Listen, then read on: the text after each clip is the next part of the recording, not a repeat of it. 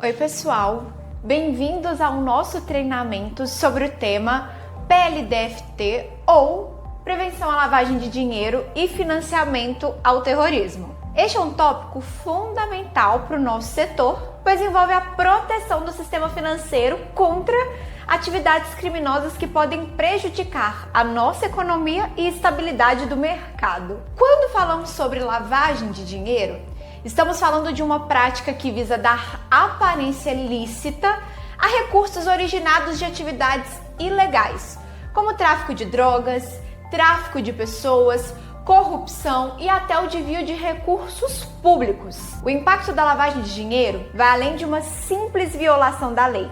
Ela alimenta a indústria do crime, fornecendo recursos para atividades ilícitas, como o financiamento do terrorismo e outras infrações. De acordo com os dados da ONU, estima-se que entre 2 a 5% do PIB mundial, o que equivale a até 2 trilhões de dólares, são lavados anualmente. É um montante impressionante e que demonstra a grandeza do problema que enfrentamos globalmente. Para compreender como a lavagem de dinheiro acontece, é importante entender suas 3 etapas principais. E a primeira delas é a colocação. Esta é a primeira fase em que um dinheiro ilícito entra no sistema financeiro. A colocação pode ser feita de várias maneiras, como depósito em dinheiro, compras de bens de alto valor ou transferências bancárias.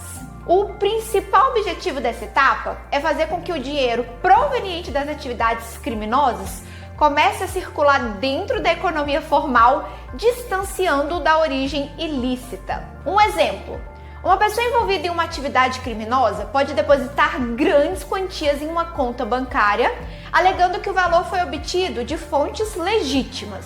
Na segunda etapa, nós temos a ocultação. Depois que o dinheiro é colocado dentro do sistema financeiro, ele precisa ser disfarçado para dificultar o rastreamento. Isso é feito por meio de múltiplas transações, transferências ou até mesmo conversões de recurso. A intenção aqui é esconder a origem do dinheiro, fazendo com que fique difícil rastrear a origem ilícita. O dinheiro é transferido entre várias contas ou convertido em outros ativos, como ações, títulos ou imóveis, de modo que a rastreabilidade se torne quase impossível. Na terceira etapa eu tenho a integração, e essa é a última fase em que o dinheiro, já disfarçado, é integrado na economia formal através de investimentos em bens ou empresas, de forma que passe a parecer legal. O objetivo aqui é permitir que o dinheiro agora aparentemente limpo seja utilizado para financiar mais atividades como compra de bens de luxo. Um exemplo disso é comprar imóveis, carros de luxo,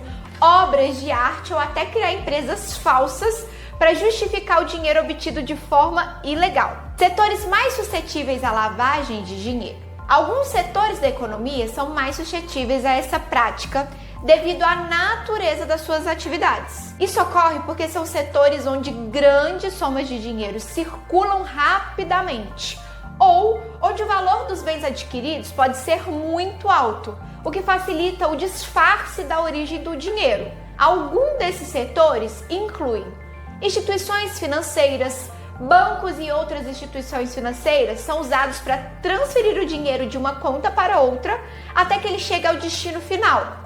Como o setor lida com grandes volumes de dinheiro e transações, ele se torna alvo de práticas ilícitas. Bolsa de valores. As bolsas oferecem grande liquidez e operação de curto prazo, e que as torna atraentes para quem quer movimentar o dinheiro rapidamente sem deixar muitos rastros. Setor imobiliário. A compra e venda de imóveis são frequentemente usadas para ocultar grandes somas de dinheiro, especialmente por meio de transações fraudulentas e falsas, especulações imobiliárias. Casas de joias, antiguidades e obras de arte.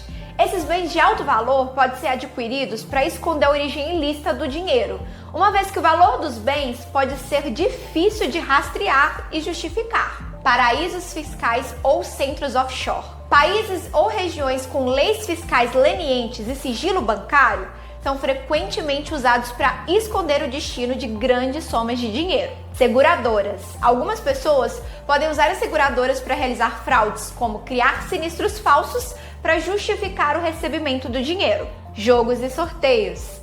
A realização de apostas, jogos ou sorteios com recursos ilícitos pode ajudar a dar uma aparência de legitimidade ao dinheiro proveniente dessas atividades criminosas. Vamos falar agora um pouco sobre o Sistema Brasileiro de PLDFT. Aqui no Brasil, o Sistema de Prevenção à Fraude de Dinheiro é robusto e é regulamentado pela Lei nº 9.613 de 1988. Essa lei criou o COAF, que é o órgão responsável por monitorar, investigar e identificar atividades suspeitas dentro do sistema financeiro. O COAF coleta informações de diversas entidades como banco, seguradora, bolsa de valores, para prevenir essas práticas ilícitas. Além do COAF, o sistema brasileiro conta com a participação de outras instituições que desempenham papéis importantes nas fiscalizações e aplicação das normas de PLDFT. Entre essas entidades, destacam-se o Banco Central, que regula as instituições financeiras, a Comissão de Valores Imobiliários, que supervisiona o mercado de capitais,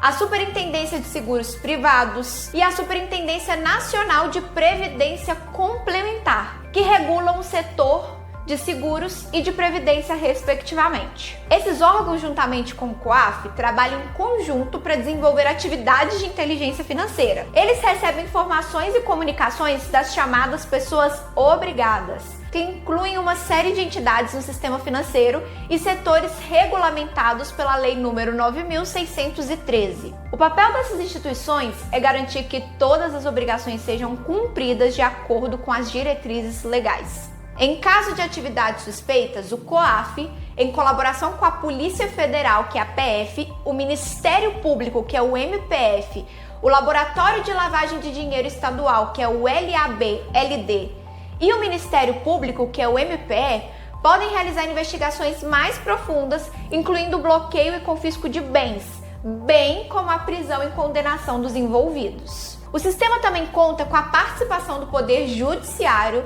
que é responsável por aplicar as sanções, emitir ordens de bloqueio e confisco dos bens e supervisionar o cumprimento das decisões. A regulamentação e fiscalização são realizadas de maneira integrada, garantindo que todos os processos estejam alinhados com as políticas de prevenção à lavagem de dinheiro e financiamento do terrorismo. Portanto, o Sistema Brasileiro de LPDFT é uma rede interligada de órgãos e entidades que trabalha para garantir a segurança do sistema financeiro, identificando e combatendo práticas ilícitas de forma coordenada e eficiente. Outro ponto importante são as chamadas pessoas expostas politicamente, ou as PEPs, ou seja, indivíduos que ocupam cargos públicos de relevância e que sua posição podem estar mais suscetíveis a influenciar os recursos públicos e privados. O monitoramento dessas pessoas é essencial, pois elas têm um risco maior de estar envolvidas em atividades ilícitas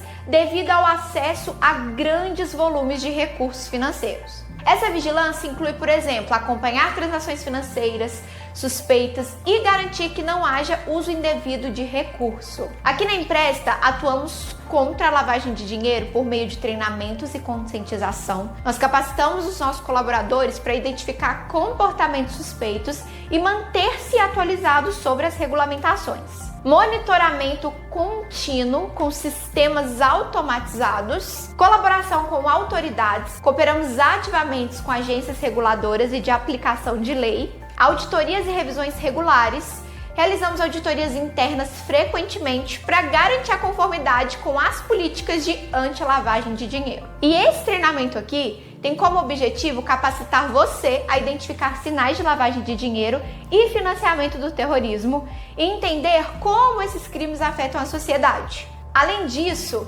é essencial que todos nós desempenhemos um papel ativo no combate a essas práticas, seguindo as regulamentações e reportando as atividades suspeitas sempre que necessário.